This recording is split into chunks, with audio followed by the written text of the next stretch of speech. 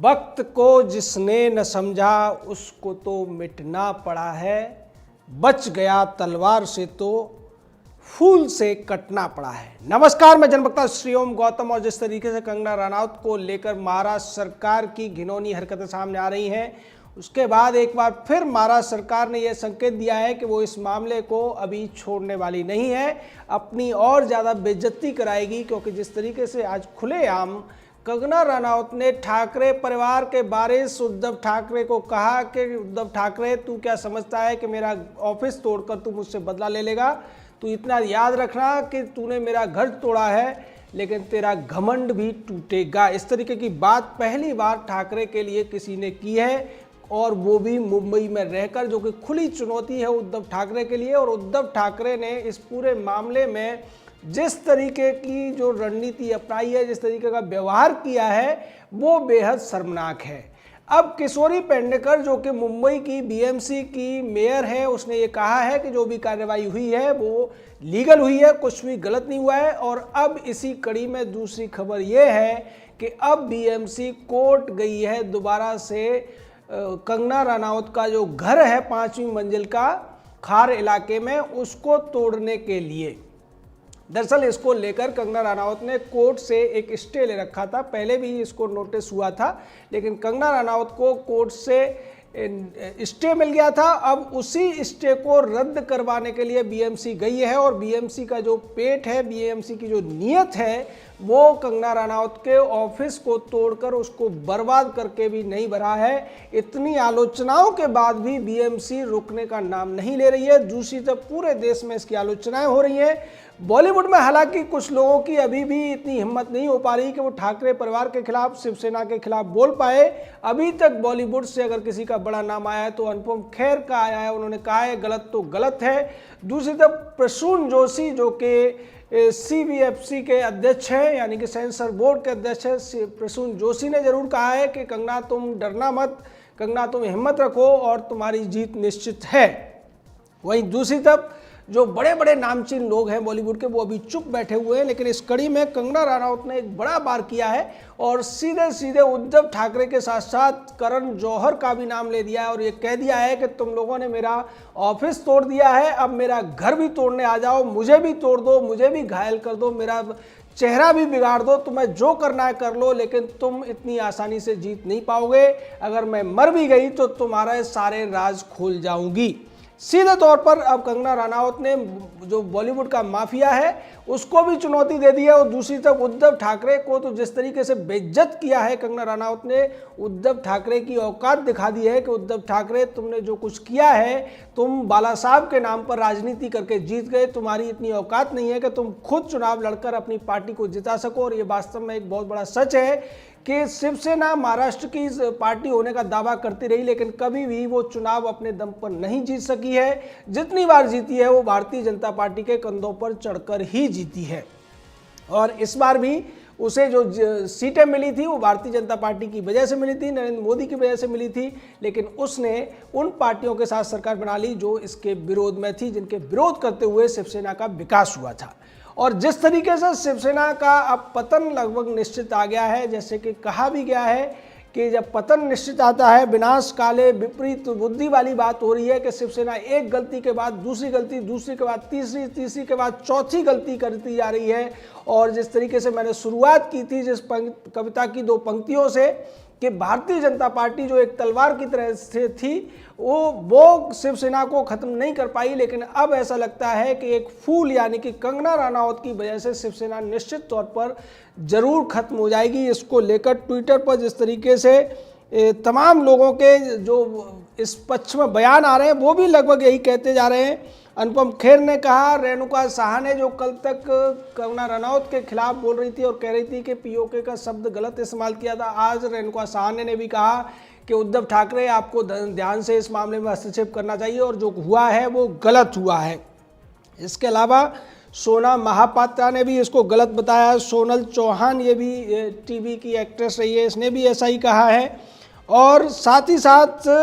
सुब्रमण्यम स्वामी, doctor Subramaniam स्वामी ने जो कहा है वो अब इस बारे में शिवसेना को हिला देने वाला है। उन्होंने कहा कि कंगना तुम अपने में विश्वास रखो, हम तुम्हारे साथ हैं, देश तुम्हारे साथ है, ये कहना है डॉक्टर सुब्रमण्यम स्वामी का। रेखा शर्मा जो कि महिला आयोग की अध्यक्ष हैं, उन्होंने भी कह दिया है कि एक महिला का ऑफिस तोड़ना कहीं की बहादुरी नहीं है, और जब वो मुंबई में थी भी नहीं तब आपने ऐसा किया है, ये निश्चित तौर पर गलत है, अवैध है, और 2 दिन भी आप लोगों से इंतजार नहीं हुआ आपके लिए, ये बहुत बड़ी शर्मनाक बात है। ये रेखा शर्मा ने इस तरीके की बात कही है। उसके अलावा बबीता फोगट जो कि रेसलर हैं, उन्होंने भी कहा है कि गीदड़ की जब मौत आती है तो वो शहर की तरफ भागता है, यही हाल शिवसेना का है। कंगना रनावत बहन डरना नहीं, पूरे देश तुम्हारे साथ है, और ऑफिस तो फिर भी बन जाएगा लेकिन शिवसेना की औकात पता चल गई, आपके साथ पूरा देश खड़ा हुआ है, ये बबीता फोगट कह रही है। और दादी चंद्रो तोमर जो निशानेबाज हैं, उन्होंने भी कहा कि कंगना के ऑफिस में बीएमसी ने जो तोड़फोड़ की है उसके ऊपर उन्होंने बोला कि इमारत तो फिर भी बन जाएगी लेकिन डराने वालों की नींव हिल जाएगी। तो सीधे तौर पर ऐसा लगता है कि अब डराने वालों की नींव हिलती हुई नजर आ रही है। लेकिन कंगना रनावत को एक और बड़ी बात है कि अब इस मामले में आरएसएस का भी साथ कंगना रनावत को मिलता हुआ नजर आ रहा है। आरएसएस के जो सह संचालक हैं रामलाल, उन्होंने कहा है कि असत्य के हथौड़े से सत्य की नींव नहीं हिलती है। सीधे तौर पर उन्होंने नैतिक समर्थन किया है। देवेंद्र फडणवीस पहले ही इस मामले में हमलावर बने हुए हैं और शिवसेना को घेर रहे हैं। सीधे तौर पर उन्होंने कहा है कि जो कुछ हुआ है वो अनैतिक है, और इतिहास में पहली बार ऐसा हुआ है कि इस तरीके से एक महिला को निशाना बनाने के लिए पूरी की पूरी राज्य सरकार, पूरी की पूरी पार्टी, सत्ताधारी पार्टी और बीएमसी मिलकर एक महिला की आवाज़ को बंद करने की कोशिश कर रहे हैं, यानी कि वो एक महिला से डर गए हैं। तो निश्चित तौर पर इस तरीके का तभी होता है जब आदमी की बुद्धि में विकार आ जाता है, बुद्धि विकृत हो जाती है, और ऐसा इतिहास में देखने को मिला कि जब जब महिला का अपमान हुआ है तब तब विनाश हुआ है, और निश्चित तौर पर अब शिवसेना के विनाश का समय आ गया है। पहले संजय राउत ने गाली दी, उसके बाद में बीएमसी के द्वारा जिस तरीके से कार्रवाई की गई, और इसके पीछे एक कहानी और निकल कर आ रही है कि इसके पीछे पुरानी रंजिश है शिवसेना की कंगना रनौत के साथ में। दरअसल संजय राउत ने एक फिल्म बनाई थी अभी साल भर पहले जो कि बाला साहब ठाकरे पर बनी थी, और दूसरी फिल्म बनाई थी कंगना रनौत ने मणिकर्णिका, और ये दोनों ही फिल्में एक ही दिन रिलीज हुई थी। हालांकि दबाव बनाने की कोशिश की गई थी शिवसेना और संजय राउत के द्वारा कि कंगना रनावत अपनी फिल्म को पीछे हटा ले या आगे कर ले, लेकिन कंगना नहीं मानी, और इस फिल्म ने जिस तरीके की कमाई की थी, 152 करोड़ रुपए कमाए थे कंगना की फिल्म ने, और पूरी तरीके से 32 करोड़ के करीब कमाए थे ठाकरे की फिल्म ने, यानी कि जो फिल्म संजय राउत ने बनाई थी उसने। और इसी वजह से संजय राउत खीज में था कंगना रनावत के, जिसकी वजह से उसने गालियां जैसे शब्दों का इस्तेमाल किया, और वही बात ठाकरे परिवार को भी सता रही थी कि बाला साहब ठाकरे पर बनी हुई फिल्म को भी कंगना रनावत की वजह से या महारानी लक्ष्मीबाई की वजह से कम रिस्पांस मिला था पब्लिक का। तो इस तरीके की बातें पहले से कंगना रनावत के खिलाफ संजय राउत की तरफ से होती रही थी, और जिस तरीके से फिल्म के तौर पर उन्हें मात मिली थी, वो बदला लेने की नीयत से इस तरह का काम कर रहे थे। और सुशांत सिंह राजपूत के मामले में जब पूरी तरीके से जांच का दायरा या जांच की सुई है उसको दबाने की कोशिश मुंबई पुलिस ने की, तो कुछ लोग थे जो इस मामले में सीबीआई की जांच की मांग कर रहे थे, इस मामले को ज़्यादा उठा रहे थे, उनमें से कंगना रनावत एक थी। और इस वजह से भी ठाकरे का पूरा परिवार, चाहे उद्धव ठाकरे हो, उसका बेटा बेबी पेंगुइन हो, या फिर उसका खासम खास चमचा या शकुनी के नाम से मशहूर संजय राउत हो, ये सभी चिड़े हुए थे, और उन्हें मौका मिला कंगना रनावत के खिलाफ बोलने का, और जब बोलकर भी वो कुछ नहीं कर पाए, कंगना ने जिस तरीके से तीखे जवाब दिए, उसके बाद उन्होंने बीएमसी के द्वारा पहले उसका ऑफिस तोड़वाया और अब उसके घर को तोड़वाने की तैयारी में जुटे हुए हैं।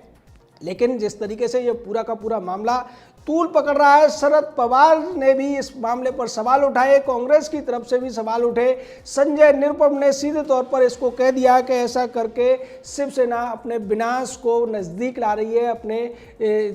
विघटन को नज़दीक ला रही है। तो ये बातें अब निश्चित तौर पर आगे और जाएंगी, और अगर फिर भी उद्धव ठाकरे की जिद रहती है और वो कोई भी ऐसी जुर्रत करते हैं कंगना रनौत के खार इलाके के उस 5वीं मंजिल के घर को तोड़ने की, तो निश्चित तौर पर एक बड़ा सवाल ये पैदा होता है कि मुंबई के अंदर जितने भी अवैध निर्माण हैं, चाहे शाहरुख का बंगला मन्नत हो या फिर अमिताभ बच्चन का जलसा हो या दूसरे बड़े बड़े एक्टर्स के जो बंगले हों, उन सभी में नक्शा जो पास होता है उससे हटकर बहुत से निर्माण कराए जाते हैं, बहुत सी डेकोरेशन कराई जाती है। और ऐसी ही डेकोरेशन उद्धव ठाकरे के खुद के बंगले मातोश्री में भी हो चुकी है।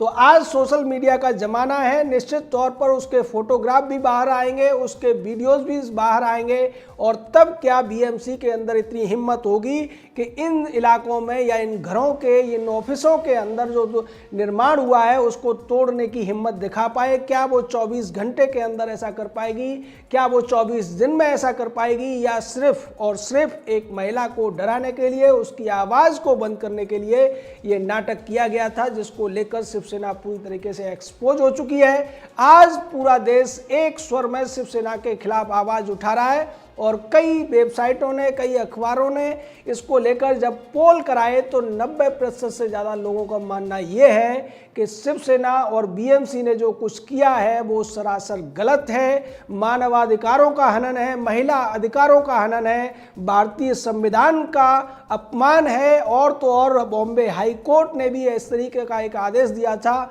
उसको भी दरकिनार करते हुए बॉम्बे हाई कोर्ट की कार्रवाई शुरू होने से पहले ही जो कुछ बीएमसी ने किया है, अब उसको लेकर निश्चित तौर पर जो कलंक लगा है उद्धव ठाकरे के ऊपर, ठाकरे परिवार के ऊपर, वो धोया नहीं जा सकेगा। और इसी कड़ी में एक और बड़ी खबर यह है कि जिस तरीके से कंगना रनौत को निशाना बनाया जा रहा है, उसी तरीके से रिपब्लिक भारत चैनल को और उसके जो सीईओ हैं या उसके मालिक हैं अर्नब गोस्वामी को भी निशाना बनाया जा रहा है। पहले विधान परिषद के अंदर उनके खिलाफ विशेषाधिकार हनन का मामला उठाया जाता है और उसके बाद में आज की बड़ी खबर ये रही